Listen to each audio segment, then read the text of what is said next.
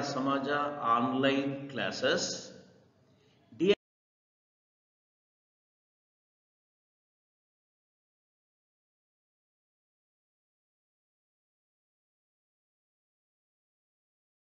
ninth standard students, in last class we already learnt about the in diversity in living organisms. Diversity in living organisms. We already completed the chordates, subphylum of chordates, classes of vertebrates.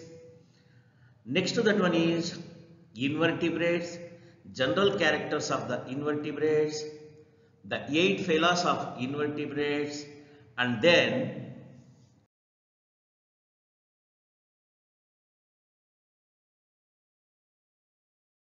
among the 8 phyla of invertebrates, the phylum 8 phyla of invertebrates, the phylum Porifera, phylum Coelenterata, phylum Annelid, phylum roundworms or Aschelminthus, phylum Arthropoda, Mollusca, Echinodermata. Among the 8 phylums of the invertebrates, we are already completed about the phylum Porifera and the phylum Coelenterata. Now in this class, we have to be continued with the one more phylum of the invertebrate, that is the phylum Annelids. The phylum Annelids, the animals of phylum Annelids are also invertebrate animals because they do not possess backbone on the dorsal surface of the body. However, these annelids are to be found in marine, freshwater and terrestrial habitats. ಸಮುದ್ರದಲ್ಲೂ ನದಿ ಸರೋವರಗಳಲ್ಲೂ ಹಾಗೂ ನೆಲದ ಮೇಲೆಯೂ ವಾಸ ಮಾಡತಕ್ಕಂತಹ ಪ್ರಾಣಿಗಳಾಗಿವೆ. The body is vermiform, ಹುಳುಗಳ ರೀತಿ, bilateral symmetrical. If the body of an animal cut into two equal halves by passing through the one plane, then it is said to be a bilateral symmetrical, and the body is segmented. Divisions irutte, body surface nalli divisions irutte. ನಮಗೆ ಯಾವ ರೀತಿ head, trunk, limbs ಇರುತ್ತೋ ಇವುಗಳಲ್ಲೂ ಸಹ segmentation ಜಾಸ್ತಿ ಇರುತ್ತೆ. Each segment is separated from contiguous ones by a transverse septum. ಪ್ರತಿಯೊಂದು segment septum ಅಂತಕ್ಕಂತಹ ಒಂದು ಮೆಂಬ್ರೇನ್ ಇಂದ ಸಪರೇಟ್ ಆಗಿರುತ್ತೆ. They are triploblastic animals. Body wall is made up of 3 layers: outer ectoderm, middle mesoderm and inner endoderm. The body is covered with a flexible non-chitinous cuticle. Hard shell ಇರೋದಿಲ್ಲ, body surface flexible ಆಗಿರುತ್ತೆ, movement flexible ಇರುತ್ತೆ, ಅದರಿಂದ surface ಆಗಿರುತ್ತೆ annelids animals. So you please observe some of the examples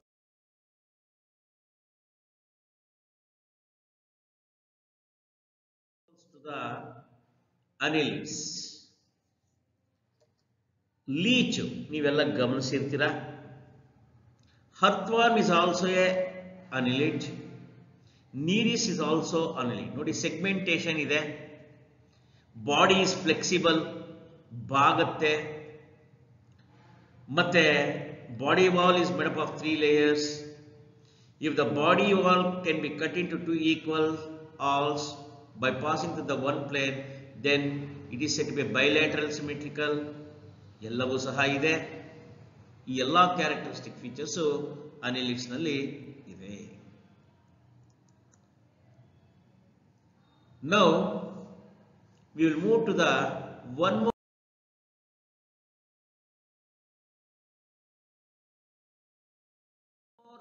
phylum of the invertebrate. They are Platyhelminthes.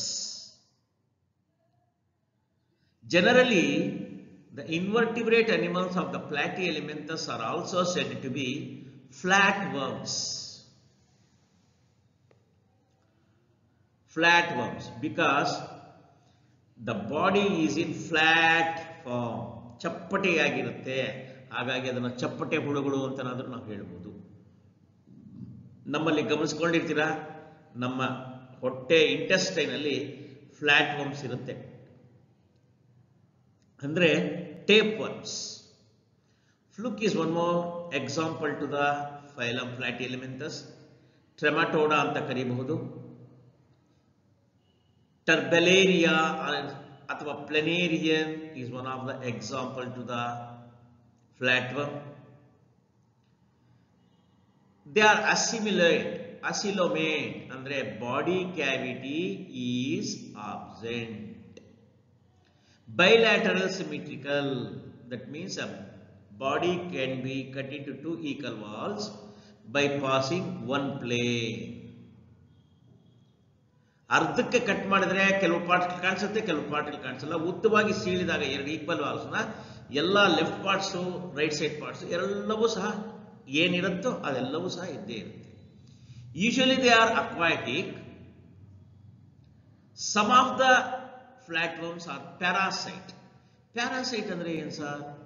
They are the organisms get their nutrition from the host of the body. For example tapeworm, ಅದು nutrition ಅನ್ನು ಪಡೆದುಕೊಳ್ಳೋದು ಯಾವ ರೀತಿ?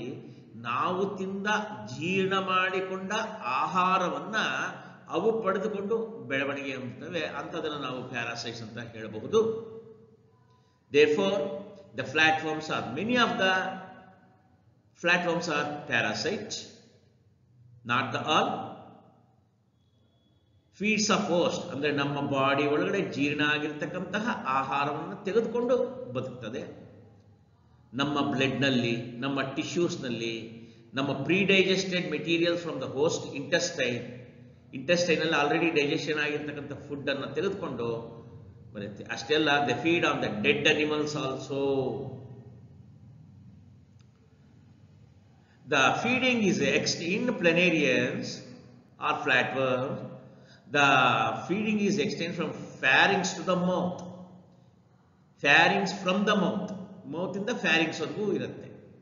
ಯಾಕೆ complete ಇಲ್ವಲ್ಲ ಅಂತ ಕೇಳಿದ್ರೆ, already digest ಆಗಿರುತ್ತೆ ನಮ್ಮ ಬಾಡಿನಲ್ಲಿ. ಅದನ್ನು ತೆಗೆದು ಜೀರ್ಣ ಮಾಡ್ಕೊಂಡ್ಬಿಡೋದ್ರಿಂದ, ಅದನ್ನು ತಿಂದು ಬೆಳವಣಿಗೆಯನ್ನು ಹೊಂದೋದ್ರಿಂದ ಅದಕ್ಕೆ digestive system is incomplete. So again these are the some of the examples to the flatworms: planarian, fluke, tapeworm. Once again you observe the diagrams of the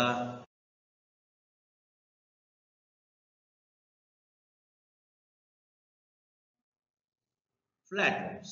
Tapeworm ನಮ್ಮ ಬಾಡಿಯಲ್ಲಿ, ನಮ್ಮ ಇಂಟೆಸ್ಟೈನ್ ಅಲ್ಲಿ ಇರುತ್ತೆ. Liver fluke and planaria are some of the examples to the flatworms. Now again we have to be continue with the one more phylum of the invertebrate animal,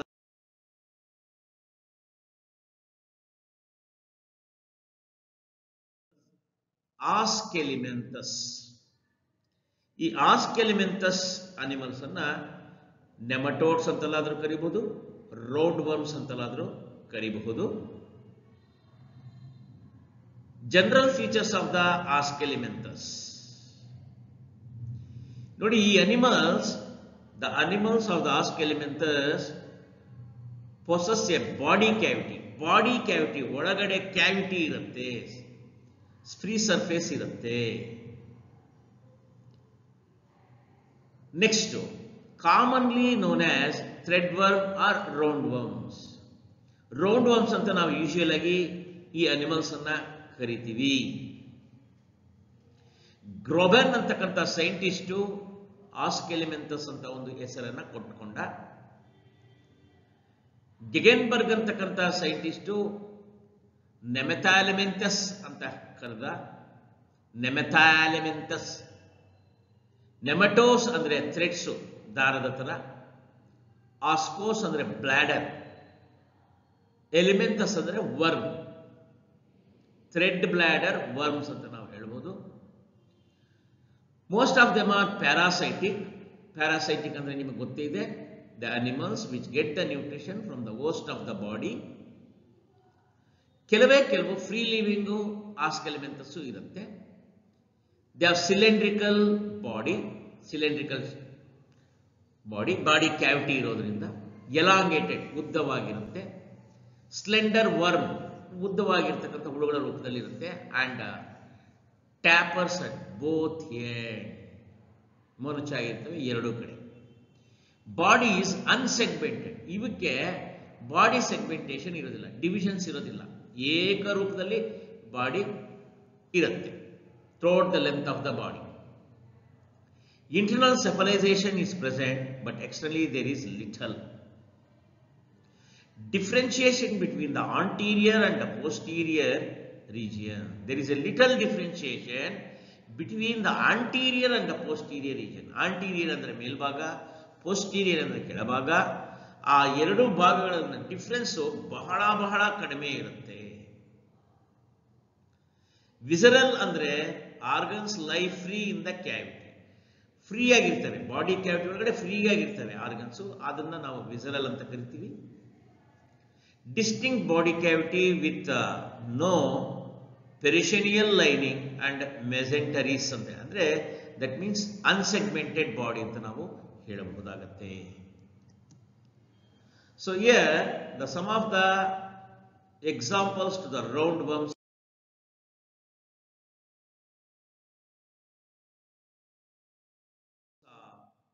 ನೋಡಿ, ದುಂಡು ಹುಳುಗಳು ಅಂತ ನಾವು ಹೇಳಬಹುದಾಗತ್ತೆ roundworms. Posterior region, anterior region difference ಕಡಿಮೆ. ಇದೇನು sir, ಇದು ಸಹ ರೌಂಡ್ ವರ್ಮ್ಸೇ.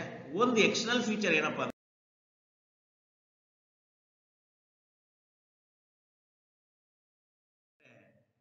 ಉದ್ದವಾಗಿರ್ತಕ್ಕಂಥ ರೌಂಡ್ ವರ್ಮ್ ಫೀಮೇಲ್ ಆಗಿರುತ್ತೆ, ಸೈಜ್ ಅಲ್ಲಿ ಚಿಕ್ಕದಾಗಿರ್ತಕ್ಕಂತಹ ರೌಂಡ್ ವರ್ಮ್ ಮೇಲ್ ಆಗಿರುತ್ತೆ. ಗಂಡು ದುಂಡು ಹುಳು, ಹೆಣ್ಣು ದುಂಡು ಹುಳು ಅಂತ ನಾವು ಹೇಳ್ಬೋದು. ನೋಡಿ, pharynx, nerve ring, excretory system ಮೇಲ್ಭಾಗದಲ್ಲೇ ಬಂದ್ಬಿಟ್ಟಿದೆ. ಇರಲಿ, ತೊಂದರೆ ಏನಿಲ್ಲ. ಓವರಿ, ಯುಟೆರಸ್ಸು ಅದು female. Ovary, uterus reproductive parts female ಅಲ್ಲಿ. ಮೇಲಲ್ಲಿ ಗಮನಿಸ್ಕೊಳ್ಳಿ, ಸ್ಪರ್ಮ್ ಡಕ್ಟ್ ಅದು ಮೇಲ್ ರಿಪ್ರೊಡಕ್ಟಿವ್ ಪಾರ್ಟ್. ಇದರಿಂದ ನಾವು ನೋಡಿದಾಗ ಮೇಲ್ ರೌಂಡ್ ವರ್ಮು ಚಿಕ್ಕದಾಗಿರುತ್ತೆ, ಫಿಮೇಲ್ ರೌಂಡ್ ವರ್ಮು ದೊಡ್ಡದಾಗಿರುತ್ತೆ. Next, the major phylum of the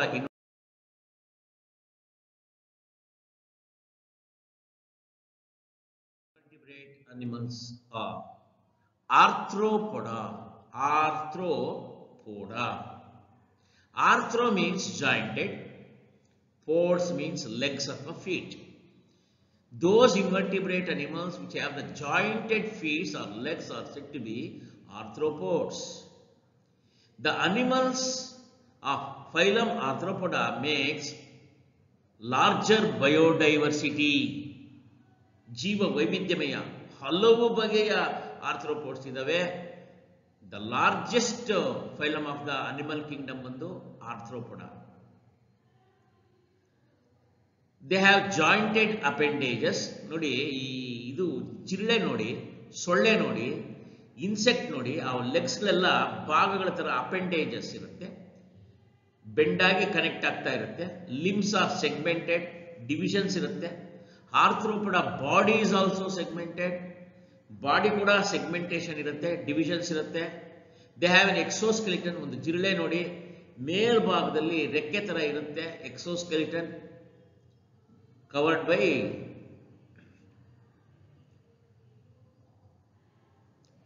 ಆರ್ಥ್ರೋಪೊಡ್ಸ್ have ventral nervous system.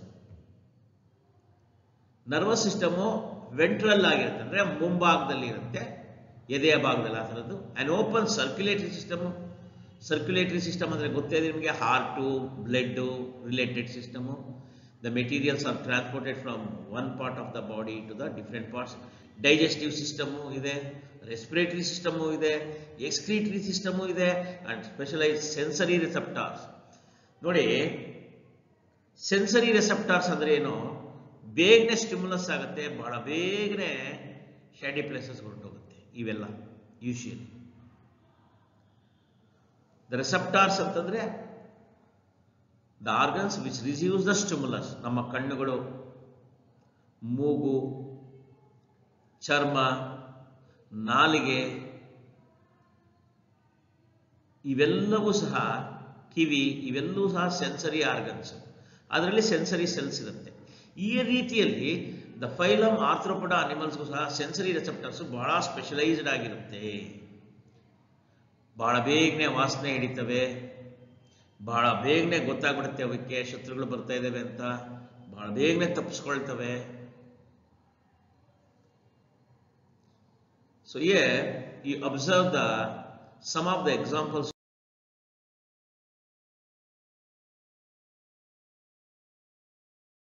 the phylum Arthropoda.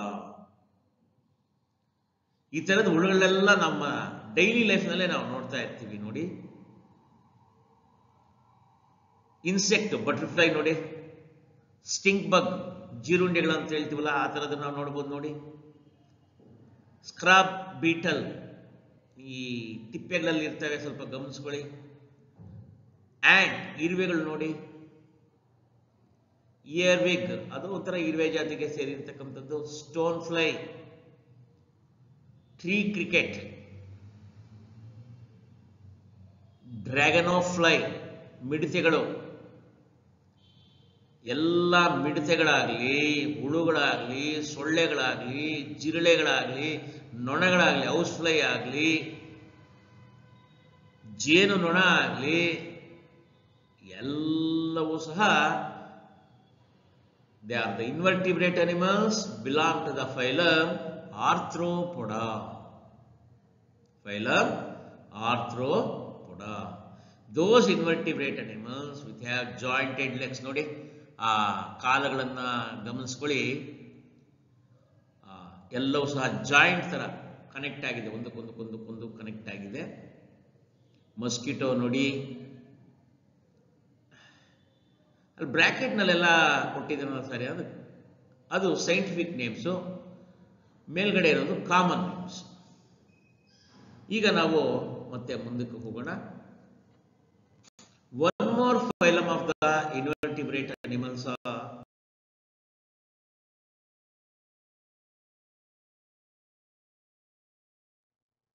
Mollusca. ಈ Mollusca phylum ನಲ್ಲಿ ಬರ್ತಕ್ಕಂಥ animals they are the second largest phylum of the animal kingdom ಅಂತ ನಾವು ಹೇಳ್ಬೋದು. They are aquatic animals and some of the molluscans are also terrestrial forms. ಕೆಲವು ಮೊಲಸ್ಕನ್ಸ್ ನ ಮನುಷ್ಯರು ಆಹಾರಕ್ಕಾಗಿ ಬಳಸ್ತಾರೆ. Usually the molluscans are found in salt water, fresh water and on the land. Many of them are used by the human as a food. Three major classes of the molluscans. ಅದೇ ನಮಗೆ ಆ point ಬೇಕಾಗಿಲ್ಲ, ಆದ್ರೂ ಸ್ವಲ್ಪ ಗಮನಿಸ್ಕೊಳ್ಳಿ. ಬೈವಾಲ್ವಿಯಾ, ಗ್ಯಾಸ್ಟ್ರೋಪೊಡಾ and ಸಿಫಲೋಪಾಡಾ. ನಮ್ಮಲ್ಲಿ vertebrates ನಲ್ಲಿ 5 classes ಬರುತ್ತಲ್ವಾ, fishes, amphibians, reptiles, birds and mammals ಅಂತ. ಅದೇ ರೀತಿ ಮೊಲಸ್ಕಾ ಫೈಲಮ್ ನಲ್ಲಿ 3 ಕ್ಲಾಸಸ್ ಇರುತ್ತೆ. ಅದನ್ನೇನು ನಮ್ಮ ಟೆಕ್ಸ್ಟ್ ಬುಕ್ ನಲ್ಲಿ ಕೊಟ್ಟಿಲ್ಲ, ಬೇಕಾಗಿದೆ. They shows bilaterally symmetrical. That means the body wall of an animal cut into 2 equal walls by passing one plane. That is known as the bilateral symmetrical. They have open circulatory system. Closed circulatory system, open circulatory system anta barutte. They have open circulatory system. All the birds and mammals have the closed circulatory system. Again, once we have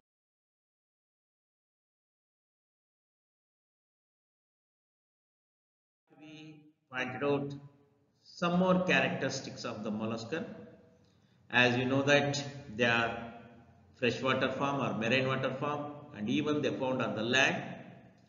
They have soft body which is not segmented. Nodi snail nodi, ಬಸವನ ಹುಳು ಅಂತ ಹೇಳ್ತೀವಿ. ನಿಮ್ಮ ಮನೆಗಳಲ್ಲಿ ಮಳೆಗಳು ಬಿದ್ದಾಗ ಸ್ವಲ್ಪ ಹೆಚ್ಚಿಗೆ ಕಾಣಿಸ್ತವೆ ಮನೆಗಳ ಮುಂದೆ, ಕಾಂಪೌಂಡ್ನಲ್ಲೆಲ್ಲ ಇರ್ತವೆ. ಆಮೇಲೆ ಆಕ್ಟೋಪಸ್ಸು ಸಹ ಮೊಲಸ್ಕನಾಶ.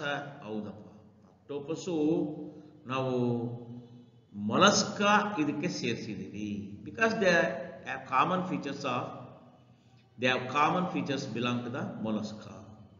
They have soft body which is not segmented. Body soft ಆಗಿರುತ್ತೆ, ಸೆಗ್ಮೆಂಟೇಷನ್ ಇರೋದಿಲ್ಲ. Body is enclosed by hard shells or exoskeleton. ಹೊರಗಡೆ ಶೆಲ್ಲು ಗಟ್ಟಿಯಾಗಿರುತ್ತೆ, ಚಿಪ್ ತರ ಇರುತ್ತೆ. Move with the help of muscular foot. With the help of muscular foot, ಸ್ನಾಯುಗಳಿಂದ ಆಗಿರ್ತಕ್ಕಂತಹ foods ಅಂದ್ರೆ ಲೆಗ್ಸ್ ಅಂತ ನಾವು ಹೇಳ್ಬೋದು ಇರುತ್ತೆ. They give birth by laying the eggs. ಮೊಟ್ಟೆಗಳನ್ನು ಇಟ್ಟು ಮರಿಗಳನ್ನ ಮಾಡ್ಕೊಳ್ತಕ್ಕಂಥದ್ದು. They give birth by laying the eggs. Once again, here some of the examples given.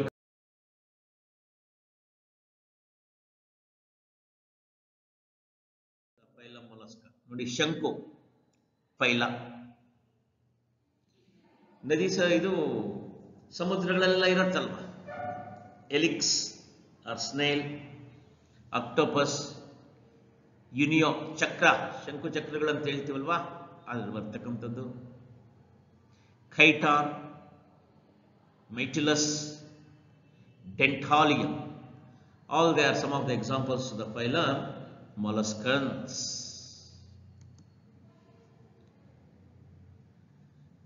Finally, we have to be moved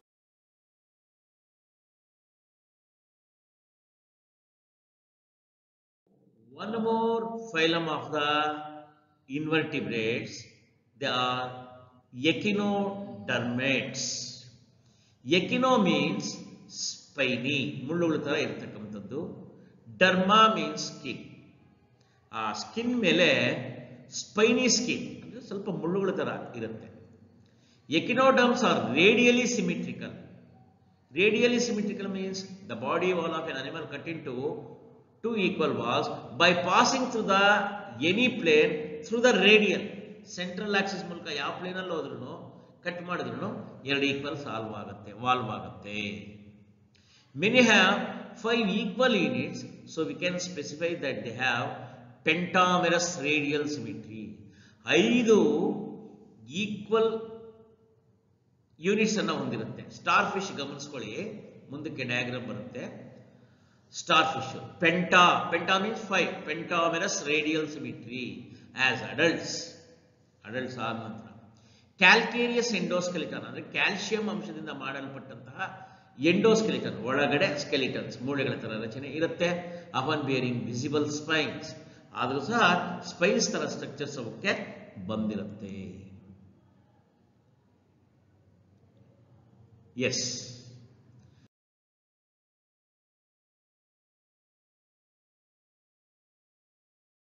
star fish ಅಂತ ಹೇಳ್ಬೋದು. Brittle star, sea star, feather star, sea urchin, sea cucumber. ನೋಡಿ, 5 equal units ಮಾಡ್ಕೋಬಹುದು ಅದನ್ನ. C ಸ್ಟಾರ್ನ, brittle ಸ್ಟಾರ್ನು ಅಷ್ಟೇ. By passing through the any plane through the radial axis, therefore they shows the radial symmetry ಅಂತ ನಾವು ಹೇಳ್ಬೋದು. All they are examples to the phylum Echinodermata. So ಇದರಿಂದ ನಮಗೇನು ಗೊತ್ತಾಯಿತು? The general characteristics of invertebrates,